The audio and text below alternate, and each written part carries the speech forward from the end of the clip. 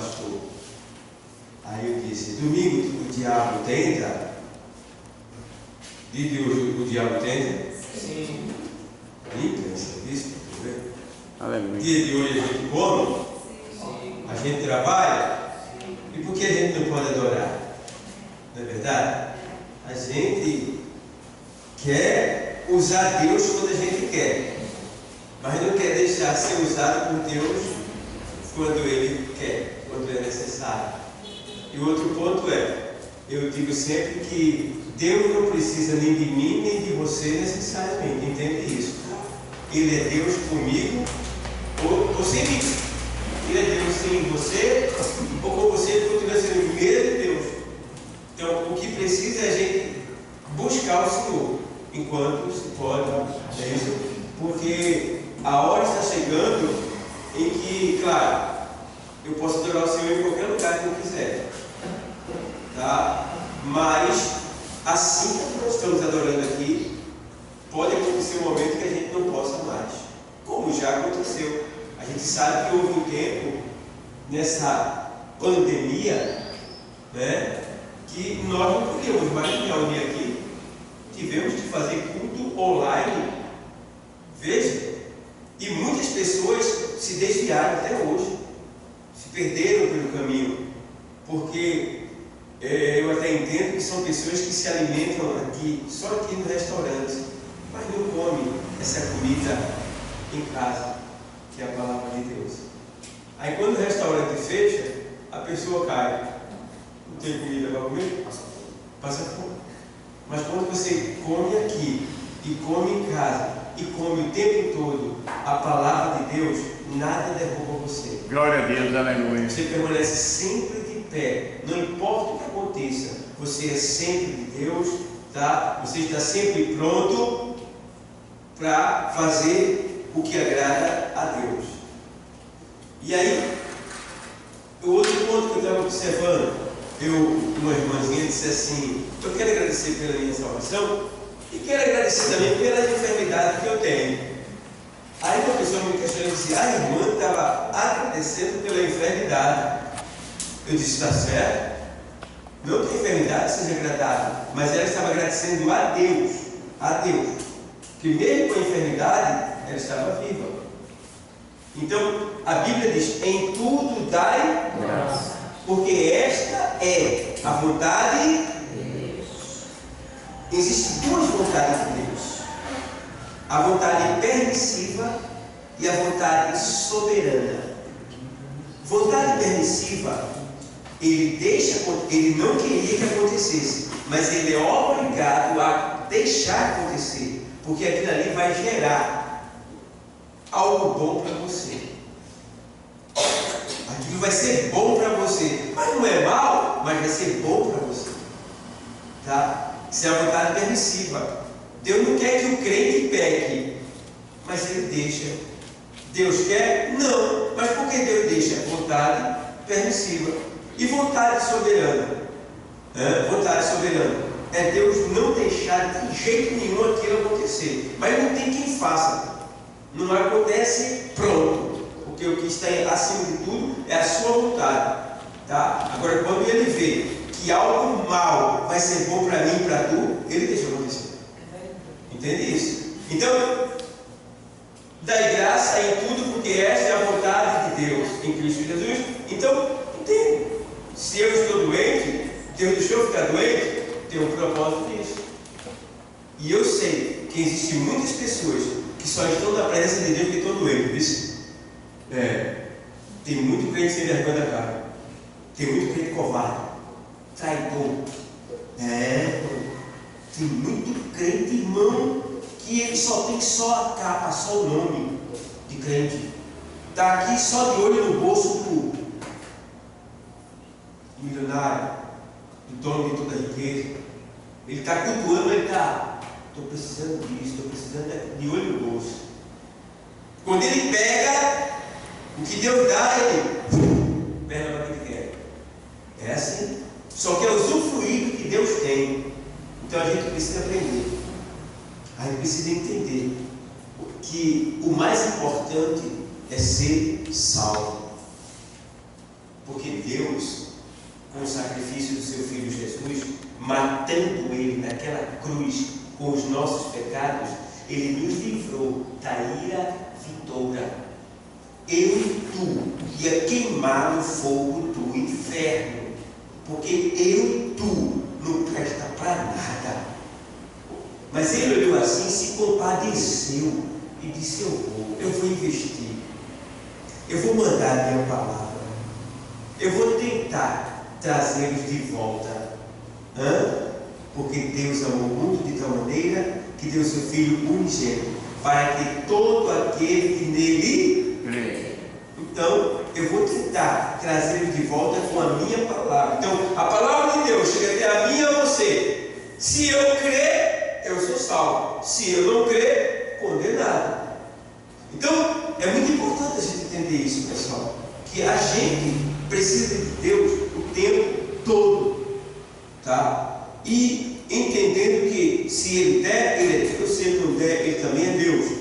E que a gente precisa chegar diante de Deus. Ele nos deu liberdade de pedir a Ele. Ele pedir e dar-se-vos-á. Se vós estiverdes em mim e as minhas palavras estiverem em vós, pedireis o que quiser e vos será feito. Então, Deus tem prazer em dar, porque a sua própria palavra diz que a melhor coisa é dar do que... Entende bem?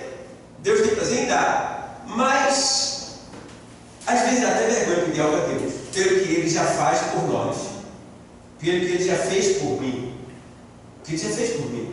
Então, olhando direitinho, eu tenho que chegar dentro da presença dele e dizer: Senhor, o Senhor não me deve nada, o endividado aqui sou eu. Tá? E como eu não posso te pagar, eu vim aqui te agradecer. Eu vim aqui te adorar. Vim aqui me humilhar diante de ti. E dizer que o Senhor é bom. Dizer que o Senhor é belo. Dizer que o Senhor é maravilhoso. Dizer que o Senhor é a razão da minha existência. Dizer que o Senhor é o amor da minha vida. Glória a Deus, dizer aleluia. que o Senhor, sem ti, eu não posso viver. Dizer que tu és o meu tudo. Eu vim aqui dizer que eu não tenho palavras para me relacionar, para me dirigir a ti, de tão maravilhoso, de tão belo, de tão inefável que é o Senhor. Como o Senhor é lindo. Nenhuma beleza criada pela natureza é capaz de produzir a beleza que é o Senhor. Ô Senhor, eu estou aqui porque eu te amo. Eu te amo muito, Senhor. Eu te amo. E eu não sei viver sem ti. Sem ti eu sou nada. Eu sou dependente de ti, necessitado de ti. Eu preciso muito de ti. Então eu preciso adorar mais. Mas a gente, misericórdia. Se Deus não fosse Deus, Ele já tinha endoidado com a gente. Porque a gente não faz como devemos. E mesmo assim, não fazendo como devemos, o Espírito Santo diz assim: já que vocês não sabem orar e nem pedir como convém, eu intercedo por vocês. Vê que Deus ainda colocou o Espírito Santo para nos ajudar a pedir a Ele. Meu irmão, então eu fico só observando, analisando, digo: meu Deus. E o povo está colocando, pensando que Satanás tira feriado. Ó. Eita, estou pensando isso. Que Satanás descansa, que ele dorme. Não. Quem dorme e descansa, quem vacila é eu e tu. Temos que abrir mais os olhos, despertar, buscar mais o Senhor e se preparar. Porque o bicho lá fora vai pegar. E se a gente não estiver no Senhor, para ser consolado no nosso coração, ai de nós. Então precisamos. Acrescentando as palavras ditas, eu quero ler o texto da Bíblia. Hoje eu estava de férias. Estava de férias, desde ontem. E aí eu estava em alto mar e eu pude observar uma coisa eu me lembrei, Deus me fez lembrar lá, e eu peguei a Bíblia e comecei a estudar lá na minha férias lá, e disse, meu Deus do céu, esse mar é lindo, mas vai chegar um tempo que esse mar, ele vai ficar todo podre, o fedor vai ser tão intenso, que as pessoas morrerão pelo mau cheiro que o mar vai produzir, porque todos os peixes e todos os animais que existem dentro do mar vão morrer na grande tribulação. Será terrível esse momento. O mar ficará todo vermelho, porque tudo que aconteceu no livro do Gênesis e no livro do Êxodo, tá? É uma prévia do que vai acontecer no livro do Apocalipse. Então, as 10 pragas no Egito era Deus mostrando o seu poder sobre os 10 deuses do Egito. Ele estava envergonhando os deuses do Egito e dizendo que Deus mesmo é Ele. Eu é que sou Deus sobre todos os deuses e ninguém há acima de mim ou abaixo de mim. Eu sou Deus. E ele envergonhou. E dentre as pragas, dentre os acontecimentos, eu estava olhando esse daqui que está em Êxodo 7 e 21, quando o texto diz assim: e os peixes que estavam no rio morreram, e o rio fedeu, e os egípcios não podiam beber a água do rio, e houve sangue por toda a terra do Egito.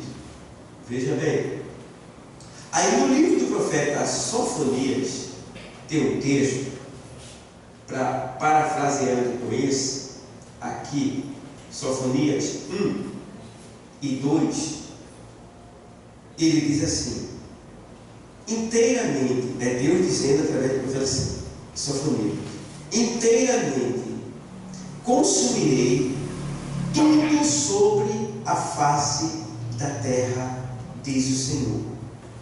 Verso 3: arrebatarei os homens e os animais, consumirei as aves do céu e os peixes do mar, e os tropeços com os ímpios, e exterminarei os homens de cima da terra, diz o Senhor.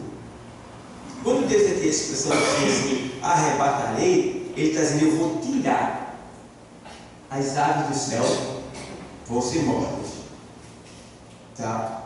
Porque a Bíblia diz em Isaías 30, 26 que o sol aquecerá 7 vezes mais do que já está, 7 vezes mais, e a luz do sol será como a luz de 7 dias. Então um dia vai ter uma temperatura de 350 graus. Ei, Sil, quem vai aguentar? O sol dá 50, né? A gente já fica rasgando. Tem gente que morre nos países dos exteriores, né? Morre. Então, o sol vai ter um calor de 350 graus, 7 vezes 5.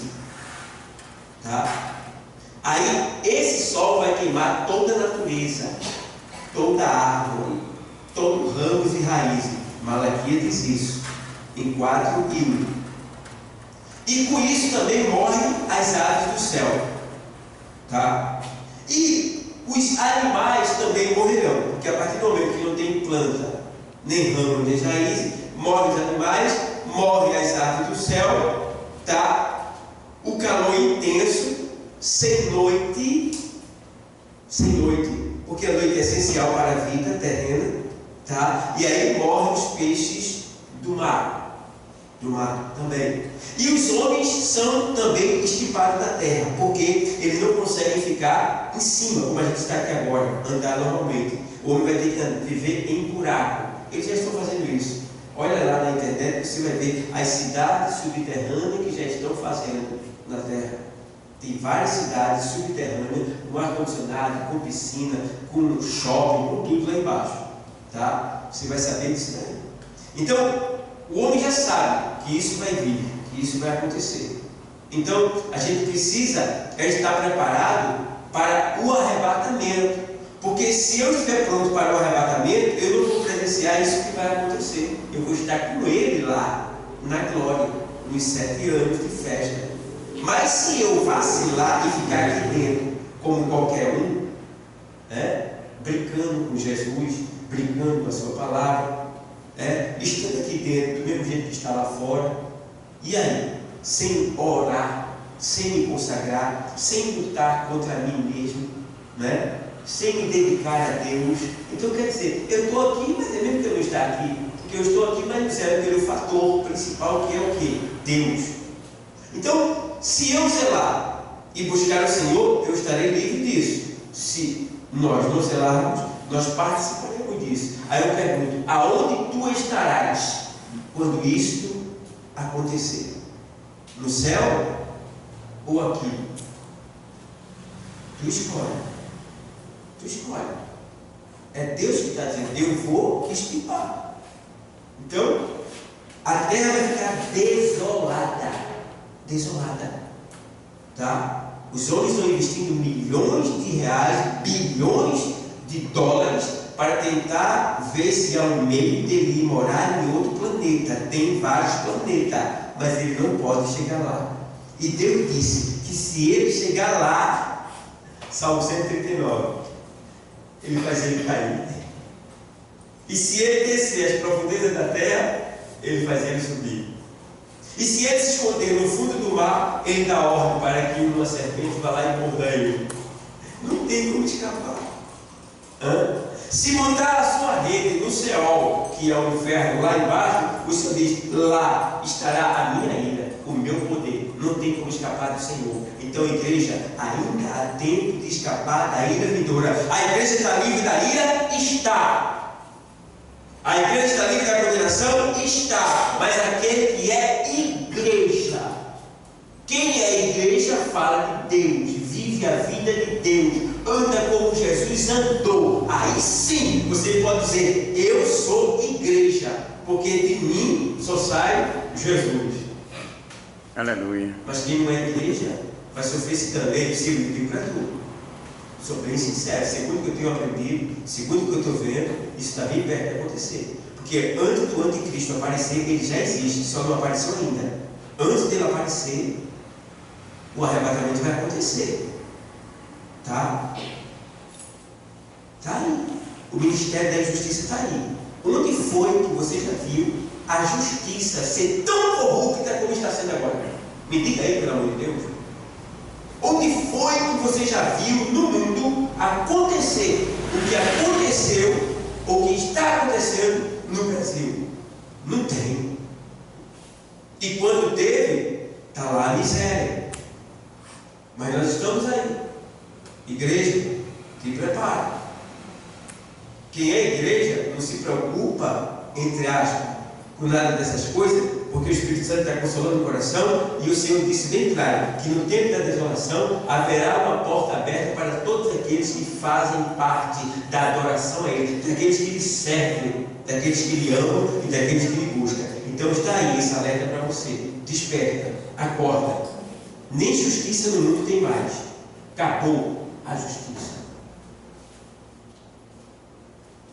Tem isso? Isso é a tua justiça agora na terra. Tu vale isso daqui. Quanto tu tem? Isso é o que tu vale. Eu glorifico a Deus, porque eu não tenho isso, mas eu tenho a justiça, que é Cristo, que me justificou e está me preparando para daqui a pouco nos levar daqui. E o susto vai ser tanto, mas te prepara, porque Jesus está voltando. Amém? Amém. Que Deus abençoe.